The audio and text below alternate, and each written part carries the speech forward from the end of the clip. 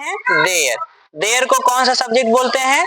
Introductory subject. Introductory की हिंदी होती है परिचयवाचक कर्ता। अब परिचय जानते हो हमेशा एक नाउन का होता है। तो कुछ रूल हैं, इनको अगर आप लोग पढ़ेंगे अच्छे से समझेंगे तो बहुत आसान नियम है और ये इंटरमीडिएट तक इंपॉर्टेंट रूल है। इंटरमीडिएट के बाद भी अगर आप लोग इंग्लिश स्पोकन सीखना भी चाहते हो या तैयारी करना चाहते हो तो इसमें जरूर मिलेंगे। इट के बारे में अभी आप लोग पढ़ा दिए, ठीक है। अब हम किसके बारे में पढ़ने चल रहे हैं? देयर। तो जिस वाक्य में किसी बात का होना या ना होना पाया जाए कि है भी कि नहीं भी, जब सब्जेक्ट जो बताने वाला हो वो श्योर ना हो तो ऐसे वाक्यों में किसका प्रयोग करेंगे? देयर का।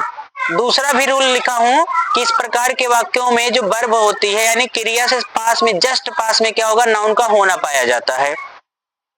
तीसरा टॉपिक लिखा हूं, ये सबसे मेन इंपॉर्टेंट टॉपिक है। सबसे मेन इंपॉर्टेंट टॉपिक जो है ये वाला है।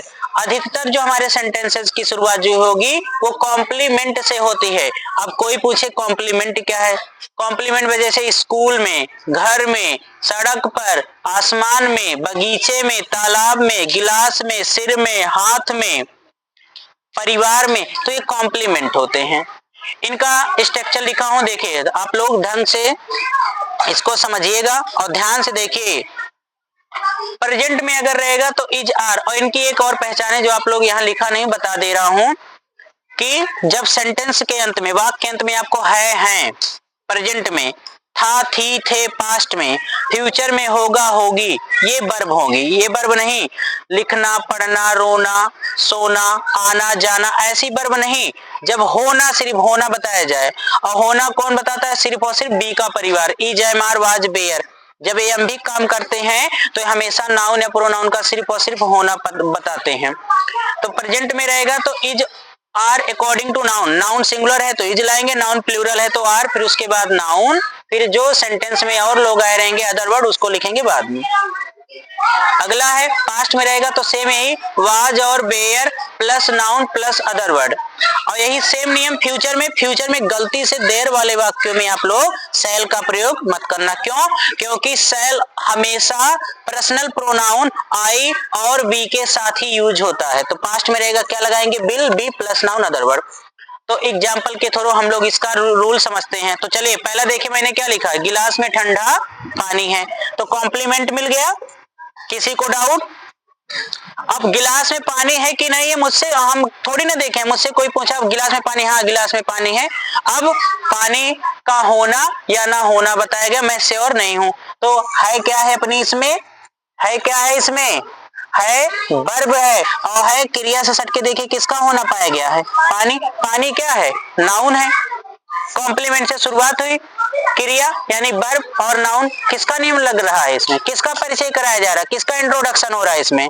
पानी का ना। तो हम क्या लिखेंगे? पानी सिंगुलर है कि प्लूरल है? आप लोग बताइए। पानी क्या है? जिसको हम काउंट नहीं कर सकते हैं, जिनको हम गिन नहीं सकते, वो हमेशा यानी मटेरियल नाउन जो होता है वो सिंगुलर ही होता है। ठीक है, तो हम क्या लिखेंगे? देयर, फिर अकॉर्डिंग टू, ये पहले इस पे से, तो क्या रहेगा इसमें?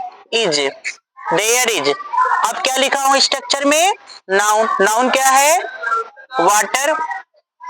पानी तो है लेकिन एक देखिए एक गलती किया हूं, पानी है और पानी तो है लेकिन उसकी विशेषता यानी एडजेक्टिव क्या है? देखिए पानी कैसा पानी है? कैसा पानी है? तो देयर इज, ठंडा की इंग्लिश क्या लिखेंगे? Cold water. और पानी है कहाँ? तो कॉम्प्लीमेंट को देखिए इन द ग्लास।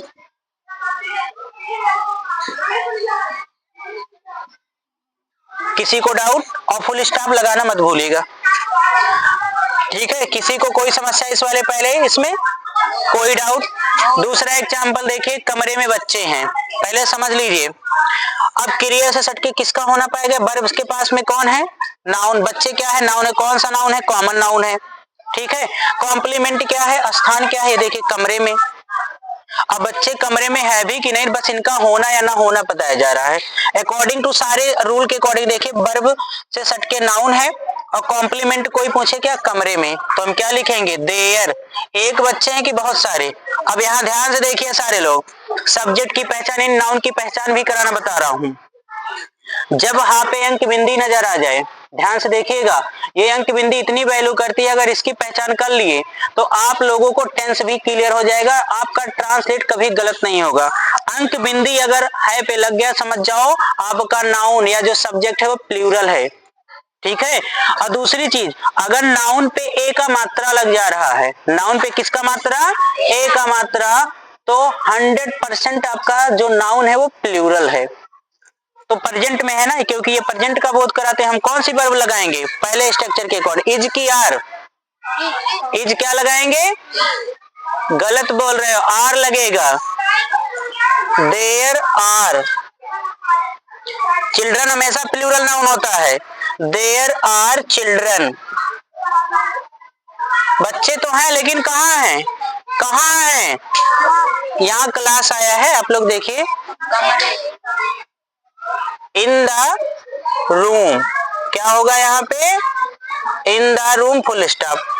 अगला नियम क्या लिखा हूं, मतलब अगला ट्रांसलेट है आसमान में बादल है, पहले समझ लीजिए, समझने के बाद जब आप लोग ट्रांसलेट खुद से करोगे तब आसान नियम लगेगा, नहीं तो मैं आपको समझा रहा हूं, आपका सर नीचे है मेरा ऊपर है, मैं अकेले समझता जा रहा हूं, ये कमजोरों और सबसे जो वीकनेस स्टूडेंट होते हैं, जो गधे मूर्ख टाइप होते हैं, उनके लक्षण है ये। तो आप बादल कहाँ है, क्रिया से सटके, यहाँ देखिए एक बादल, बादल कभी सिंगुलर कभी अकेला नहीं होता, बहुत सारे बादल हैं, ये देखिए अंक बिंदी आपका बताएगा। तो क्या लिखेंगे, आसमान में कॉम्प्लीमेंट क्रिया से हटके ना हो तो हम किसका रूल करेंगे, देयर आर। बादल की इंग्लिश कितने लोग पता है, क्लाउड में क्या जोड़ देंगे, यस। क्यों, कोई बोले यस क्यों जुड़ा, क्योंकि नाउन हमारा प्लूरल है। कहाँ है आसमान, सॉरी आसमान, बादल कहाँ है, तो कॉम्प्लीमेंट लिख दो, इन द स्काई, क्या लिखेंगे, स्काई फुल स्टॉप। अब देखिए दूसरा आ गया हमारा पास्ट से, अभी फ्यूचर वाला एग्जांपल नहीं दिया हूं, सिर्फ प्रेजेंट का है और एक पास्ट का है। देखिए वृक्ष से तो नहीं पता चलेगा कि नाउन अपना सिंगुलर है प्लूरल, यहाँ देखिए था पे किसका मात्रा आ गया, ए का मात्रा, तो मतलब क्या है, आपका जो नाउन है वो प्लूरल है।